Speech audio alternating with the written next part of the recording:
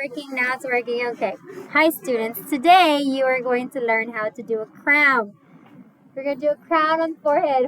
Miss Valerie's like, what's she doing? Okay. So I'm going to use the pastel. You use whatever color you choose. Any color you want. You get to pick. Go ahead and get your brush. And you're going to load your brush with your water. Load it with whatever pigment of your choice. Now, we have people that have big eyebrows and we have people that have big forehead, little forehead. Totally cool. We are going to begin by creating our crown that has a heart. The main shape of our crown is a heart. Let me get my I got a little bit of paint on my person. It's okay. The darkest color that you have is going to be on the top or outside. So I'm going to go ahead and I'm going to tap in a line down the middle. One to about 3 o'clock and one to about 9 o'clock. Those are my 3 lines. Because I'm going to make a heart. So I'm going to go from the middle to the right and middle to the left. There's different ways to do this heart. You can make it nice, big, and round and bubbly, or you can make it slender. I'm going to do a little bit of both, okay? Now, there will be some mistakes made, but it's so that I can show you how to fix, okay? From your heart, you are now going to add wings, right? The round part of the crown. Now, you're going to reload your paintbrush. Make sure your colors match. Now, on the first one, we're going to pretend we're doing Miss Ramirez, and she's got big old forehead, so I can go high with my wing, with the crown. Purple on the top, or whatever darker color is on the top. And you're going to come in, and you're going to up and down. Right? You can go up and down. You can create a really nice curved shape up and down. If I were to have someone with a smaller forehead, I need to make sure that just like when we did our snake tail, and when we did this, this situation, remember? When we rotated our brush? I need to rotate my brush. So like I'm doing a trapezoid, I think that's the name. I'm going to angle my brush and then I'm going to go flat and down. You see how this one does not have that bump curve up? It's more flat. This one has more volume because she has a bigger forehead and I have this space. This one, I don't. Okay? It depends on your client. And not everyone is made equal, and that's okay. You still love everybody. So I'm going to transition to you pick whatever color you want. I'm going to get purple.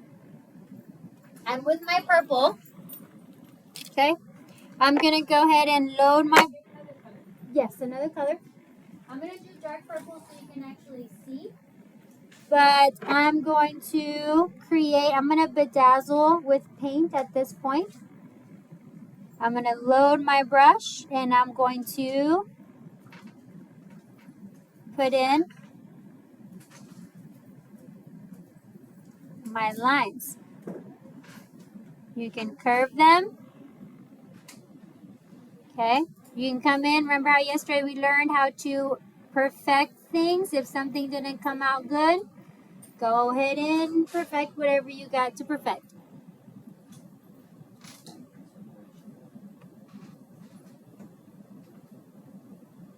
Maybe a little bit more water.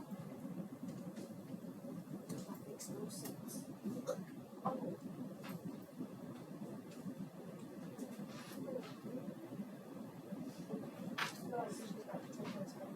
Okay.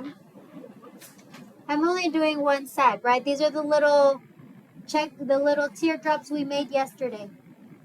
Right? It's got a tail and it's got a little teardrop. And you can place it anywhere on the face. It doesn't have to be in a particular spot. It's just, it's the thin brush that we used yesterday to create the teardrops. The second to the smallest brush. And you don't have to place the teardrops exactly where I placed them. You can put them anywhere you want. Remember, you can always come back and perfect your design. You can enhance it however you choose. But let's say that you messed up. Let's say that your heart and your wings are not looking the way you want them to look. Let's say that you did your little teardrops and like this one is too close, so then from far you can't tell what it is, and I'm not loving that. It's okay. If you can't fix it, what we're going to do is we are going to hide. If we can't enhance by adding more things, we're going to hide. Before we do that, I want to add a little star.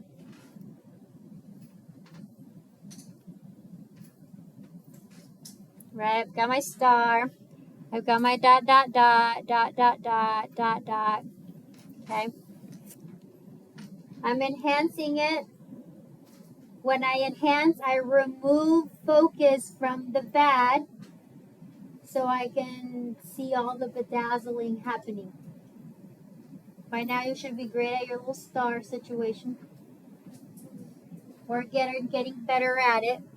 Okay, so from here, I'm done with my brushes. I now need to hide my errors. What are my errors? Well, my error is that my little teardrop, one is too close to the other, one I made it too long. I don't like my teardrops. So, and then also maybe right here, your heart and your wings kind of don't, there's something not happening right here. So, we're going to take our beads. These are your beads, okay, your gems. Now, if I were to take, let me do this one.